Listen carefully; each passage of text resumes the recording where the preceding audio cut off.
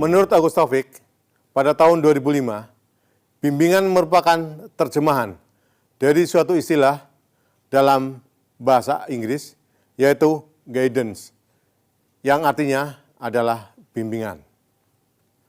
Sedangkan pada tahun 2007, Agus Taufik mengatakan bahwa istilah bimbingan pada umumnya dipahami sebagai upaya memberikan arahan, panduan, nasihat, dan biasanya mengandung nilai-nilai yang bersifat menuntun ke arah yang lebih baik. Sedangkan definisi bimbingan menurut beberapa ahli, di antaranya adalah Martin dan Smuller, pada tahun 1984, mengartikan bahwa bimbingan sebagai bagian integral dari program pendidikan yang diupayakan oleh staf yang kompeten, bertujuan untuk memberikan bantuan kepada individu untuk dapat mengembangkan kesanggupan dan kemampuannya secara penuh di dalam tatanan kehidupan masyarakat yang demokratis.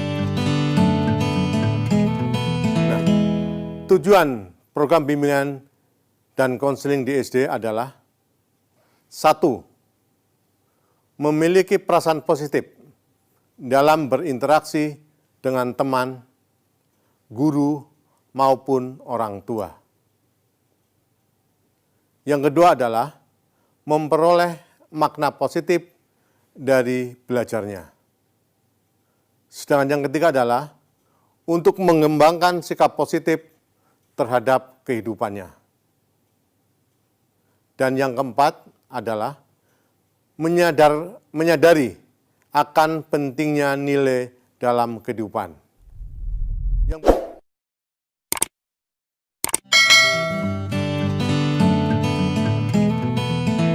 Fungsi bimbingan di sekolah dasar meliputi: 1. Fungsi bimbingan sebagai pengungkapan.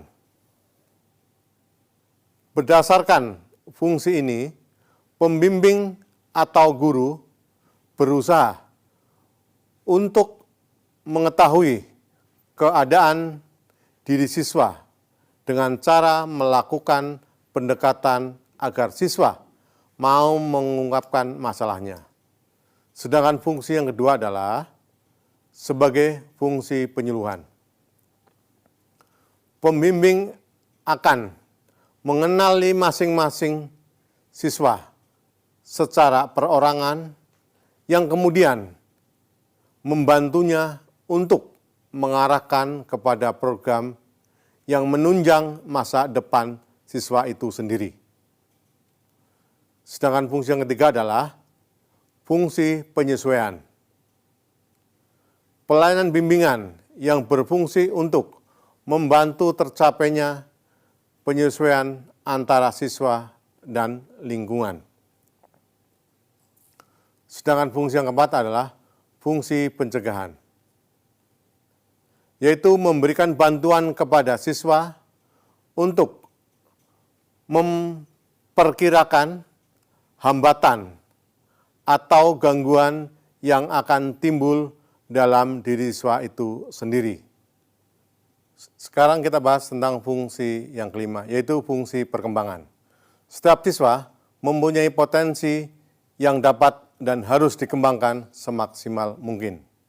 Sedangkan fungsi yang keenam adalah memberikan bantuan agar siswa memiliki perubahan secara positif dan meningkatkan perilaku yang selama ini dianggap kurang baik. Menurut Agus Taufik, pada tahun 2005, prinsip-prinsip dalam pelaksanaan bimbingan dan konseling di sekolah dasar meliputi beberapa hal. Yang pertama adalah bimbingan untuk semua, yaitu semua siswa memiliki hak yang sama untuk mendapatkan layanan bimbingan dari gurunya. Sedangkan yang kedua adalah bimbingan dilaksanakan oleh guru kelas. Tidak seperti halnya di sekolah lanjutan yang memiliki petugas yang menangani secara khusus dilakukan oleh guru BK. Sedangkan di SD adalah guru kelas yang menanganinya. Yang ketiga adalah bimbingan diarahkan untuk perkembangan kognitif dan afektif, sehingga bimbingan ini diarahkan untuk mengembangkan potensi siswa dalam hal pengetahuan dan sikap agar dapat berhubungan dengan lingkungan secara baik dan efektif. Sedangkan yang keempat adalah diberikan secara insidental dan informal. Program bimbingan ini untuk memberikan pengalaman yang runtut dan berkelanjutan dalam mencapai perkembangan intelektual dan emosional. Sedangkan yang kelima adalah bimbingan ditekankan pada tujuan belajar siswa dan kebermanaan belajar. Perencanaan guru dan penilaian harus mencapai tujuan belajar daripada siswa itu sendiri. Sedangkan yang keenam adalah bimbingan difokuskan pada aset. Upaya guru dalam membimbing siswa harus memperhatikan potensi aset agar dapat melakukan sesuatu yang baik. Sedangkan yang ketujuh adalah bimbingan terhadap proses pendewasaan.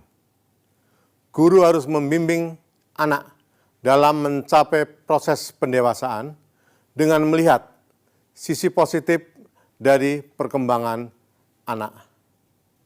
Sedangkan yang terakhir adalah yang kedelapan, program bimbingan dilaksanakan secara bersama-sama dengan program bimbingan akan berjalan dengan baik jika ada kerjasama semua stakeholder yang ada di sekolah. Pembimbingan harus dilakukan secara sistematik, terprogram, yang dilaksanakan secara terpadu dan keseluruhan dalam upaya pendidikan di sekolah.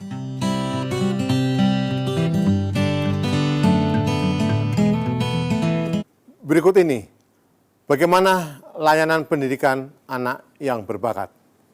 Pertama, pengertian anak berbakat adalah anak berbakat yang memiliki skor IQ 130 atau 140 secara konsisten.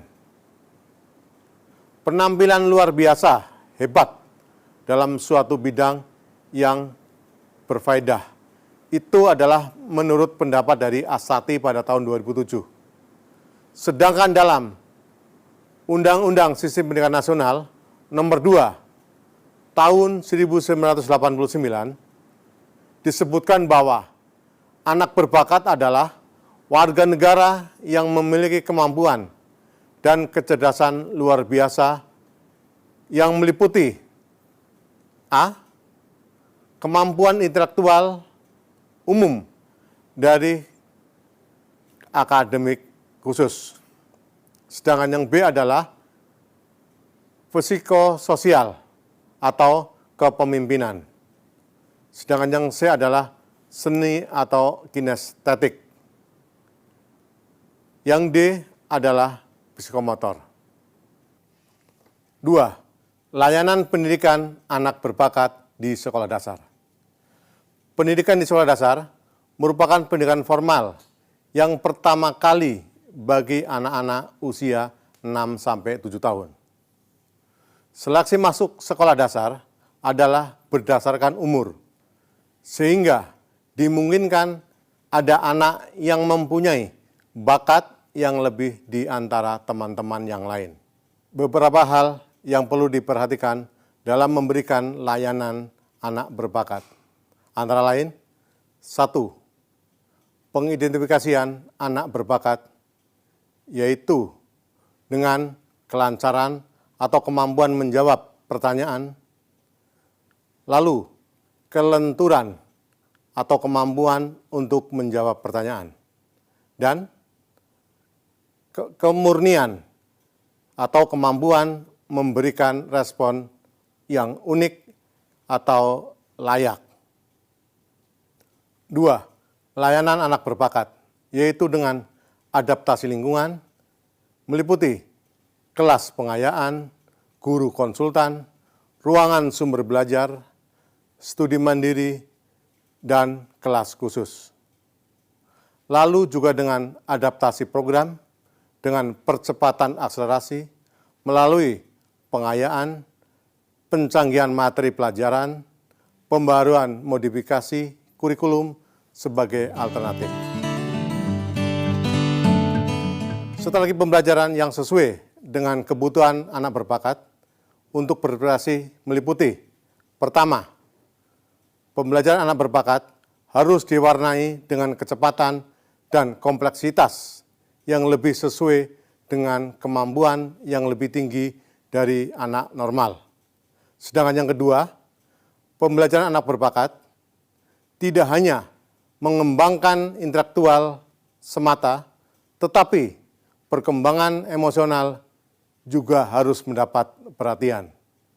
Sedangkan yang ketiga adalah pembelajaran anak berbakat berorientasi pada modifikasi proses dan isi serta produk. Nah, model layanan bagi anak berbakat harus meliputi layanan perkembangan kognitif, nilai, moral, kreativitas, dan bidang khusus lainnya, seperti layanan kognitif, layanan perkembangan moral, perkembangan nilai, dan layanan berbagai bidang khusus.